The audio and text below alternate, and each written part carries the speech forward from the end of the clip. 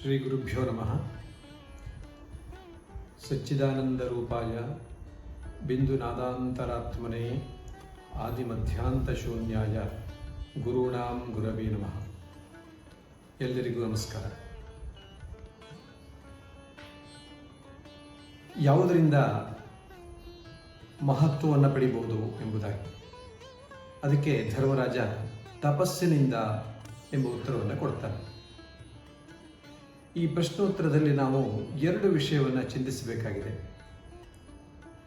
ಮಹತ್ ಅಂದರೆ ಏನು, ಅದನ್ನು ತಪಸ್ಸಿನಿಂದ ಹೇಗೆ ಪಡೆಯೋದಕ್ಕೆ ಸಾಧ್ಯ ಎಂಬುದಾಗಿ.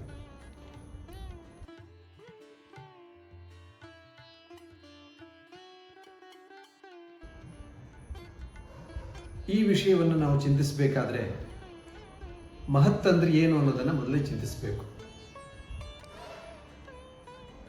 ಷಡ್ ದರ್ಶನಗಳಲ್ಲಿ ಸಾಂಖ್ಯ ದರ್ಶನ ಅಂತ ಒಂದು ದರ್ಶನ ಇದೆ. ಅದು ಈ ಪ್ರಪಂಚವನ್ನು ನೋಡುವಂತಹ ಬಗೆಯನ್ನು ಹೇಳುತ್ತೆ. ಆ ಶಾಸ್ತ್ರದಲ್ಲಿ ಪ್ರಧಾನವಾಗಿ ಈ ಪ್ರಪಂಚವನ್ನು ಎರಡು ತತ್ವವಾಗಿ ವಿಭಾಗಿಸಲಾಗಿರುತ್ತೆ. ಒಂದು ಪ್ರಕೃತಿ, ಇನ್ನೊಂದು ಪುರುಷ ಅಂತ. ಮತ್ತೆ ಆ ಪ್ರಕೃತಿ ತತ್ವವೇ ವಿಕಾಸವಾದಾಗ ಈ ಸಂಪೂರ್ಣವಾಗಿರುವಂತಹ ಪ್ರಪಂಚವಾಯಿತು ಎಂಬುದಾಗಿ ಹೇಳ್ತಾರೆ. ಆ ಪ್ರಕೃತಿ ತತ್ವದ ಮುಂದಿನ ವಿಕಾಸ ಏನಿದೆಯೋ ಅದನ್ನೇ ಮಹತ್ತತ್ವ ಎಂಬುದಾಗಿ ಕರೀತಾರೆ. ಆ ಮಹತ್ತತ್ವ ಮುಂದೆ ಹೇಗೆ ವಿಕಾಸ ಆಗ್ತಾ ಆಗ್ತಾ ಕೊನೆಯಲ್ಲಿ ಪೃಥ್ವಿ ತತ್ವದವರೆಗೂ ಕೂಡ ವಿಕಾಸ ಆಗುತ್ತೆ. ಹೀಗೆ 24 ತತ್ವಗಳನ್ನು ತಿಳಿಯುವುದೇ ನಿಜವಾದಂತಹ ಒಂದು ಮೋಕ್ಷ. ಪ್ರಕೃತಿ ಪುರುಷರ ವಿವೇಕ, ಪೃಥಕ್ ಖ್ಯಾತಿ ಏನಿದೆಯೋ ಅದನ್ನು ಪೃಥಕ್ಕಾಗಿ ತಿಳಿದುಕೊಳ್ಳುವಂಥದ್ದು ಏನಿದೆಯೋ ಅದೇ ನಿಜವಾದ ಮುಕ್ತಿ ಎಂಬುದಾಗಿ ಆ ದರ್ಶನಶಾಸ್ತ್ರ, ಸಾಂಖ್ಯಶಾಸ್ತ್ರ ಸಾರುತ್ತೆ. ಹಾಗಾಗಿ ಈ ಪ್ರಕೃತಿ ತತ್ವದ ಮುಂದಿನ ಯಾವ ವಿಕಾಸ ಇದೆಯೋ ಅದನ್ನು ತಿಳಿಬೇಕು.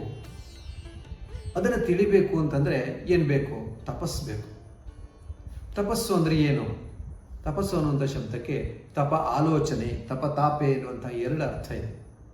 ಅಂದರೆ ಒಂದು ವಿಷಯವನ್ನು ತಿಳಿಬೇಕು ಅಂತಂದರೆ ಅದರ ಬಗ್ಗೆ ತುಂಬ ಆಳವಾದಂತಹ ಅಧ್ಯಯನ ಬೇಕು, ಆಳವಾದಂತಹ ಯೋಚನೆ ಬೇಕು, ಅದರ ಬಗ್ಗೆ ಒಂದು ಪ್ರಯತ್ನ ಬೇಕು.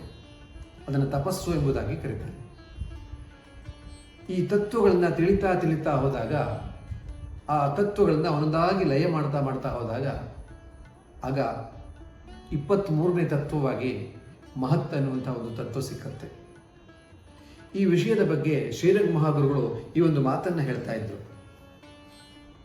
ಯಾರು ಮಹತ್ತತ್ವದವರೆಗೆ ಮುಟ್ಟಿದ್ದಾನೋ ಅವನನ್ನೇ ಮಹಾತ್ಮ ಎಂಬುದಾಗಿ ಕರಿಬೇಕಪ್ಪ ಅಂತ. ಅಂದರೆ ಈ ವಿವರಣೆ ತುಂಬ ಸೊಗಸಾಗಿ ಕಾಣಿಸುತ್ತೆ. ನಾವಿವತ್ತು ಮಹಾತ್ಮರು, ಮಹಾಪುರುಷರು ಇತ್ಯಾದಿ ಶಬ್ದವನ್ನು ನೋಡ್ತೇವೆ. ಅಂದರೆ ಯಾವ ಮಹಾಪುರುಷ ಈ ಮಹತ್ತತ್ವವನ್ನು ದಾಟಿರ್ತಾನೋ ಅವನನ್ನು ಕುರಿತು ಹೇಳಿರುವಂಥ ಒಂದು ಶಬ್ದ ಇದಾಗಿದೆ. ಹಾಗಾಗಿ ಇಂಥ ಮಹತ್ತತ್ವದ ಅರಿವು ಬರಬೇಕು ಅಂತಂದರೆ ಅದು ತಪಸ್ಸಿನಿಂದ ಮಾತ್ರ ಸಾಧ್ಯ.